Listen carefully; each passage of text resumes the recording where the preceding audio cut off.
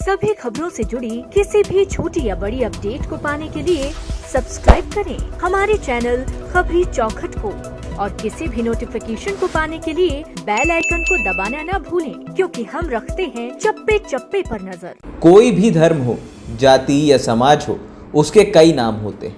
हिंदू शब्द की उत्पत्ति और इसके अर्थ को लेकर इस समय कई विवाद चल रहे हैं। हाल ही में दक्षिण में एक बड़े अभिनेता ने इसको लेकर विवाद खड़ा किया था और बाद में कर्नाटक के एक कांग्रेस नेता ने इस शब्द को फारसी का बताकर कहा कि इसका बहुत गंदा अर्थ निकलता है। इससे पहले हिंदू और हिंदुत्व को लेकर पूर्व कांग्रेस अध्यक्ष ने भी बयान दिया था। ऐसे में इस खास रिपोर्ट में हम आपको इस शब्द के बारे में कुछ बातें बताने जा रहे हैं।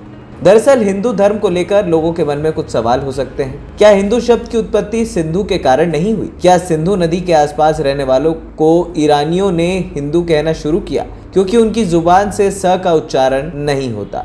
दरअसल सवाल यह है कि हिंदू शब्द सिंधु से कैसे बना। भारत में बहती थी एक नदी जिसे सिंधु नदी कहा जाता था। दरअसल भारत विभाजन के बाद अब वो पाकिस्तान का हिस्सा है। ऋग्वेद में सप्त सिंधु का उल्लेख मिलता है, वो भूमि जहां आर्य रहते थे। भाषावादियों के अनुसार हिंद आर्य भाषाओं की स ध्वनि यानी कि संस्कृत का व्यंजन स ईरानी भाषाओं की ह ध्वनि में बदल जाती है, इसलिए सप्त सिंधु अवेस्तन भाषा जो कि पारसियों की धर्म भाषा भी कही जाती है, उसमें जाकर हप्त हिंदू में परिवर्तित हो गया।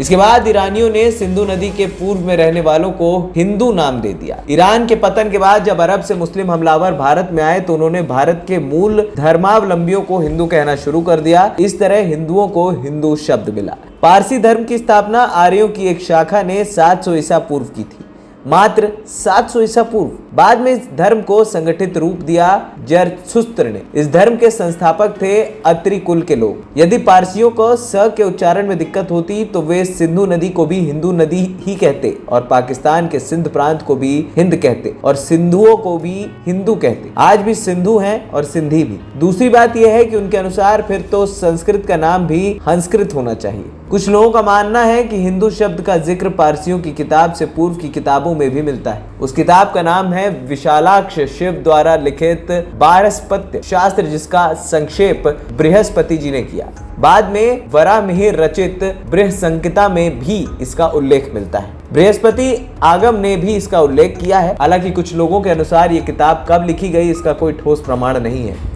अल बरूनी के ग्रंथ से भी लगता है सिंधु और हिंदू शब्द दो अलग उच्चारण वाले शब्द हैं। अल बरूनी ने लिखा है कि उसके प्रदेश से सिंध में जाने के लिए हिमरोज उर्फ सिजिस्तान से होकर जाना पड़ता है, किंतु यदि हिंद में पहुंचना हो तो काबुल होकर जाना पड़ता है। चीनी यात्री हेनसांग ने समय में हिंदू शब्द प्रचलित था। यह माना जा सकता है कि हिंदू शब्द इंदु जो चंद्रमा का पर्यायवाची है उससे भी बना हो सकता है। चीन में भी इंदु को इंतु कहा जाता है। भारतीय ज्योतिष चंद्रमा को बहुत महत्व देते हैं। राशि का निर्धारण चंद्रमा के आधार पर ही होता है। चंद्रमास के आधार पर तिथियों और पर्वों की गणना होती है। अतः चीन के लोग भारतीयों को इंतु या हिंदू कहने लगे। मुस्लिम आक्रमण के पूर्व ही हिंदू शब्द के प्रचलित होने से स्पष्ट है कि ये नाम पारसियों या मुसलमानों की देन नहीं है। मैगस्थनीज के इंडिया शब्द की उत्पत्ति भी इंदु से ही हुई होगी।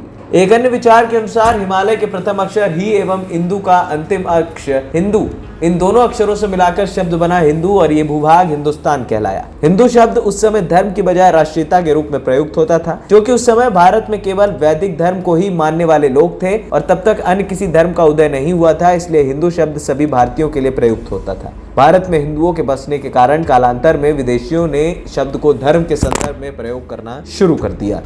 खबरी चौखट की रिपोर्ट।